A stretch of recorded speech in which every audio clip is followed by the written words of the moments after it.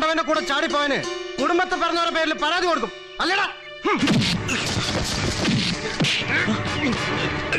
നിന്റെ മോളിനി വരില്ല, നീ ഒന്ന് ചെന്ന് കണ്ടുപിടിക്കാം.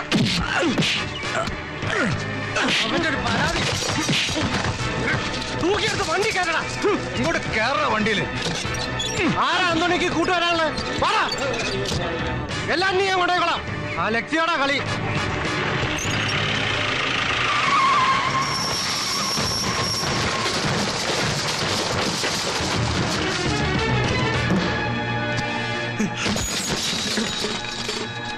അവൻ ഫോണ് താനിവിടെ ഒരു കടലാസ് കഷ്ണം എഴുതി കൊടുത്തു വെച്ച് അലക്സിയുടെ ഒരു രോമത്തിനെ പോലെ ആരും തൊടുന്നു പേടിച്ചിട്ടല്ല. ഈ പോലീസ് സ്റ്റേഷനിൽ പുലിമുറ്റത്ത് അലക്സിയെ കുറിച്ചൊരു പരാതിയോ ഇടിച്ചെന്റെ കരളി ഞാൻ തുപ്പിക്കും. ഇയാൾ വന്ന് പരാതി എടുക്ക്. അതങ്ങ് കേറി കളയടോ. തന്റെ മോള് വീട്ടിൽ താനുമായി പ്രശ്നമുണ്ടാക്കി വീട്ടിൽ നിന്ന് ഇറങ്ങിപ്പോയിന്ന് ഈ കടലാസിൽ വൃത്തിയായിട്ട് എഴുതി കൊടുക്ക്. പിടിക്കണോ പിടിക്കണോ? സാറന്മാരെ, എന്റെ മോളെ ഈ കൊച്ചൻ എന്തോ അപകടപ്പെടുത്തിയതാ.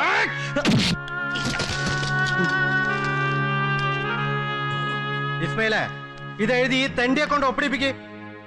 ഉത്തമ, ഈ പറഞ്ഞതൊന്നും എഴുതിയ മോനെ. എന്തേ വയ്യേ? നാട്ടുകാർക്ക് പരാതി എഴുതി കൊടുത്തും വക്കാലത്ത് പറഞ്ഞും തെക്ക് വടക്ക് നടക്കുന്ന നിന്നെ കൊണ്ടും വയ്യേ? ഉത്തമ,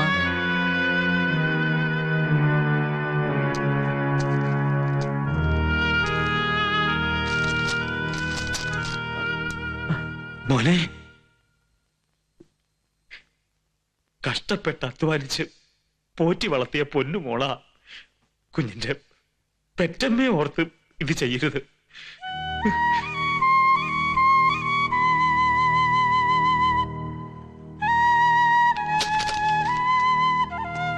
സർവ ഞാഞ്ഞോളിലും വിഷം വെച്ച് തുടങ്ങിയിരിക്കുന്നു. അശോക,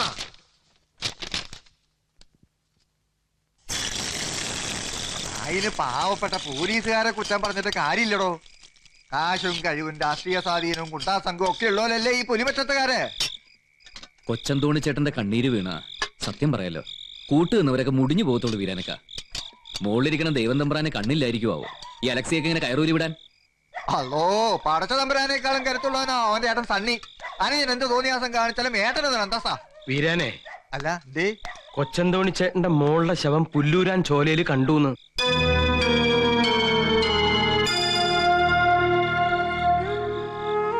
എന്റെ റോസിമോളുടെ പ്രായം ഉണ്ടാവും. തീർന്നു. ഒരു പട്ടി ചത്ത വില പോലും ഇല്ല.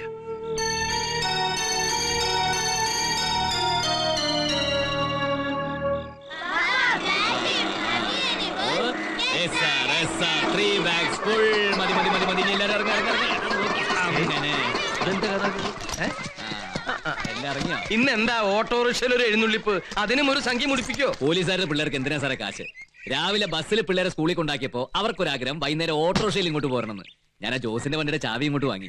തരില്ല എന്ന് പറയാൻ പറ്റില്ലല്ലോ. അവന്റെ പേരിൽ പെറ്റി കേസ് 3. പിള്ളേരും ഹാപ്പി. അപ്പൊ നീയും ഹാപ്പി ആയിക്കോ. എന്നെ സാറേ വിശേഷം? ഇന്ന് ശമ്പള ദിവസല്ലേ? ഞാൻ ആ ബാക്കി പിരിവ് കൂടി നടത്തട്ടെ. ആ സാറന്മാരെ, മാസം 1-ാം തീയതിയാണ് ആ പിരിവുകളൊക്കെ ഇനി കിട്ടിയിരുന്നെങ്കിൽ. നീ നാളെ എന്റെ 100 രൂപ എന്ത് ചെയ്ത്? എന്റെ പിള്ള സാറേ, നമ്മള് തമ്മിലൊരു പിടിവലി എന്നാത്തിനാ? ഉത്തമോ, മാസം തകയുമ്പോ അനക്കുകൊള്ളാം. എന്നാ സാറേ, ഞാൻ പെറുവോ? ഇവിടത്തെ പിരിവ് പോരാഞ്ഞു ക്വാർട്ടേഴ്സിലത് വേറെ. ഈ പോലീസായിട്ടുള്ള പണിയൊക്കെ ആരെ കൊണ്ട് ചെയ്യാൻ സാധിക്കും സാറേ? ഇവിടത്തെ പണി പോരാഞ്ഞിട്ട് ക്വാർട്ടേഴ്സിലെ പണി, പിന്നെ നാട്ടിലെ പണി, ഇവിടത്തെ ജീപ്പ് ഓടിക്കണം, പാസ്പോർട്ട് എൻക്വയറിക്ക് പോകണം, പ്രതികളെയും കൊണ്ട് കോടതിയിൽ പോകണം. ഇനി ഏതെങ്കിലും പ്രതികളെ കിട്ടാതെ വന്ന പകരം ഞാൻ ഇതിനകത്ത് കയറി കിടക്കണ്ടേ സാറേ? ഓ, അതിനിപ്പോ നിനക്ക് കൂടുതൽ ബുദ്ധിമുട്ടേണ്ടി വന്നിട്ടില്ലല്ലോ. പള്ളിക്കൂടത്തിൽ പോയി പഠിക്കേണ്ടി വന്നിട്ടില്ല. ട്രെയിനിങ്ങും അതിന്റെ കഷ്ടപ്പാടുകൾ അനുഭവിക്കേണ്ടി വന്നിട്ടില്ല. ട്രാൻസ്ഫറേ ഇല്ല, റിട്ടയർമെന്റും ഇല്ല സാറേ. സാറൊക്കെ ഒരു 55 കഴിയുമ്പോ തൊപ്പി ഊരി വെച്ച് വീട്ടിൽ പോയിരിക്കണ്ടേ? ഉത്തമം മരിക്കുന്നവരെ പോലീസാ. നീ താണ്ടാ പോലീസ്? അതെ സാർ, ആയുഷ്കാല പോലീസ്. സാറേ, ഒരു സംശയം കുറെ ദിവസമായിട്ട് ചോദിക്കണം എന്ന് വിചാരിച്ചിരിക്കുക. എന്തൊരു സാറിന്റെ ട്രെയിനിങ് ക്യാമ്പിൽ ഐജിക്ക് കണ്ണില്ലായിരുന്നല്ലേ? അല്ല, ഈ നീളത്തിലോരത്തിന് പോലീസിനെ എടുത്തോണ്ട് ചോദിച്ചാ? എടോ, അവനെ കണ്ടു പഠിക്കണം. ഇങ്ങനെ ഓടിപ്പാഞ്ഞു നടന്ന് മഞ്ചാടിക്കുന്നിന്റെ നിറയില് 5 സെന്റ് മണ്ണും അതിലൊരു പുരത്തറയും അവൻ സ്വന്തമാക്കി ഉണ്ടാക്കിയിട്ടുണ്ട്.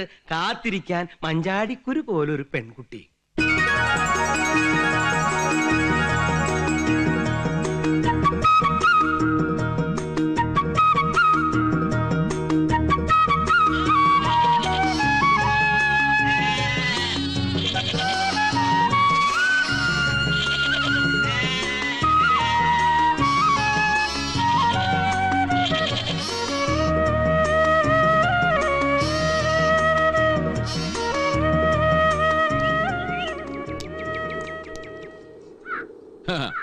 മുടി രണ്ടായി പിന്നിയിട്ടിരിക്കുന്നു, കയ്യിൽ രണ്ടും കറുത്ത വള, മഞ്ഞ ബ്ലൗസ്, മഞ്ഞ പുള്ളിപ്പാവാട, ഇത് മൊത്തത്തിൽ ഇട്ടിരിക്കുന്ന ഒരു കൊരങ്ങച്ചി. എന്റെ പാവാടയുടെ കളർ എങ്ങനെ മനസ്സിലായി? അതിന് നിനക്ക് ആകെ കൂടി 2 പാവാടയിലേ ഉള്ളൂ. അതിലൊന്നാ പാറപ്പുറത്ത് ഉണക്കിയിട്ടിരിക്കുന്നത് ഞാൻ കണ്ടതാ. പിന്നെ നീ ഇതല്ലേ ഇടൂ. നാട്ടുകാരിട്ട പേര് ശരിയാ, തെക്ക് വടക്കുന്ന്. പോയ വഴിയല്ലേ, പിന്നെ മഷിയിട്ട് നോക്കിയാലും കാണില്ല. എനിക്ക് അങ്ങോട്ടുള്ള വഴിയൊക്കെ അറിയും. എന്നാ പിന്നെ എന്നും അങ്ങോട്ടേക്ക് ഇറങ്ങിക്കൂടെ? ആ വാട്ടർ ടാങ്കിന്റെ മൂട്ടിൽ ഞാൻ രാത്രി ഒറ്റയ്ക്ക് കിടക്കണ്ടല്ലോ. അതെന്താ? ഇത് ഒരു 10-20 പവന്റെ ആഭരണവും ഒരു കാഞ്ചീപുരം പട്ടുസാരിയുമാ. ഒരു രസത്തിന് വാങ്ങിയതാ. കാണട്ടെ. എനിക്കവിടെ പോലീസ് സ്റ്റേഷനിൽ നോട്ടടിക്കലാണല്ലോ ജോലി. നിനക്കൊരു പാവാടയ്ക്ക് തുണി വാങ്ങിയതാ, നിന്റെ കയ്യിലില്ലാത്ത കളറാ. ദാ ഒരു തറ അവിടെ കെട്ടി പകുതിയാക്കി ഇട്ടിട്ടുണ്ട്. ഈ ഇല്ലാത്ത കളർ ഒപ്പിക്കണ നേരം കൊണ്ട് 10 കല്ല് വാങ്ങിയാൽ അതായി. ഓ തുടങ്ങി കാര്യം പറച്ചില്. കാപ്പി പറയട്ടമ്മേ, അത് കേൾക്കുമ്പോഴാ കാശ് മുതലാവുന്നത്. ഉണ്ണാനും കൊടുക്കാനും ഇല്ലെങ്കിലും വേണ്ടില്ല, കൂരപ്പുരയാണേലും ആ വീടിന്റെ പണി തീരണം. അശോകേട്ടനോട് അവകാശമുള്ള ഈ വീട്ടിൽ കഴിയുന്ന ഓരോ ദിവസവും തീയാണുള്ളില്.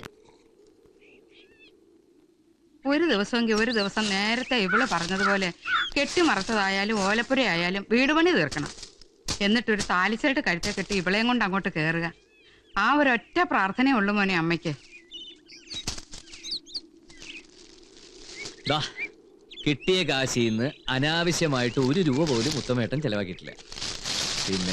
പിന്നെ ഇത് നിന്നെ ഇത്തിരി നിറത്തിലും ഭംഗിയിലൊക്കെ കാണണ്ടേ ഉത്തമേട്ടന്?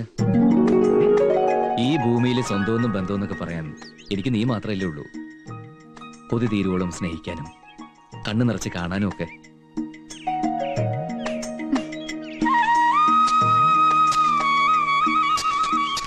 ഈ നാമൊന്ന് നമുക്കൊന്ന് ആ പരിപാടിയൊന്നും നമ്മുടെ ജീവിതത്തിൽ പറ്റില്ല കേട്ടോ.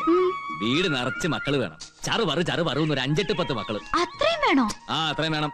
ഈ തന്തയുടെ മക്കളല്ലേ, അധികം വേണ്ടി വരൂല. എന്റെ മക്കളുടെ എണ്ണം കുറച്ചാണ്ടല്ലോ. ആയിക്കോട്ടെപ്പാ, 5ഓ 10ഓ എത്ര വേണമെങ്കിലും ആയിക്കോട്ടെ. ആ കൂടപ്പറപ്പുകൾ വേണം. നാളൊരു കാലത്ത് നമ്മളില്ലാണ്ടായാലും നമ്മുടെ മക്കൾ ഒറ്റയ്ക്കാവരുത്, എന്നെ പോലെ. ഒറ്റയ്ക്കോ? എന്റെ ഉത്തമേട്ടൻ ഒറ്റയ്ക്കല്ലല്ലോ. ഇപ്പല്ല, മനസ്സ് നിറച്ചും ജീവിതം നിറച്ചും ഇപ്പൊ നീ മാത്രമേ ഉള്ളൂ. അതെ, നമ്മളൊരു തുറന്ന സ്ഥലത്താ നിക്കണത്. ഈ തറയുടെ മുകളില് 4 ചുവരുണ്ടായിക്കോട്ടെ. എന്റെ കഴുത്തില് ഒരു താലി ചരടും. എന്നിട്ട്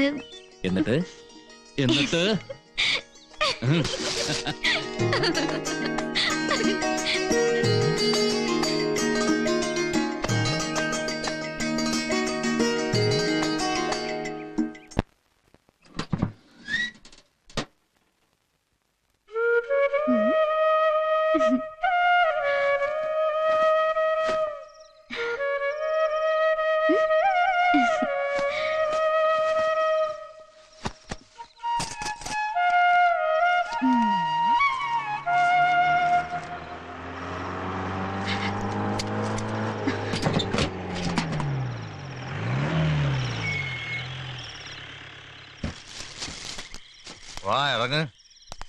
ഈ നശിച്ച മഞ്ചാടിക്കുന്നിന്റെ മണ്ടേന്ന് ഇതൊക്കെ വിറ്റുപെറുക്കി താഴേക്ക് ഇറങ്ങണം. വരട്ടെ. ആ വാളിയാ, ഇത് അളിയന്റെയും കൂടി വീടാ. വാ. എന്തേ 2 മനുഷ്യന്മാരിവിടെ വന്ന് നിൽക്കണത് കണ്ടില്ലാന്നുണ്ടാ? കണ്ടു. ആ കാഴ്ച നല്ലോണം കണ്ണു നിറച്ച് കാണുമായിരുന്നു അമ്മ. ഓ, വല്ലവന്റെയും ജീപ്പ് ഓടിച്ച് അങ്ങാടി കഴിയുന്നൊരു മകന്റെ വരവിന് ഇത്രയും ഭംഗിയൊക്കെ കാണൂ. അവളെന്തേ 2 ഗ്ലാസും കുറച്ച് വെള്ളം കൊടുക്കാൻ പറഞ്ഞു. അവൾ ഉറങ്ങി. അവളങ്ങനെ ഉറങ്ങില്ലല്ലോ. ഓ, ഉറക്കി കാണും താരാട്ടൊക്കെ പാടി അമ്മ. എടി ഗൗരി, ഗൗരി. ഓ, വായിന്നെടുത്താന്ന് ഉണേ പറയൂ തള്ളയും മോളും. അനുസരണക്കേടിന് മുടി വളർന്നോളാം നീ. ഒരു ചവിട്ടിയാലുണ്ടല്ലോ. ആ തന്തിയില്ലാത്ത തെണ്ടി ഇന്നൂടെ വന്നു കാണൂലേ.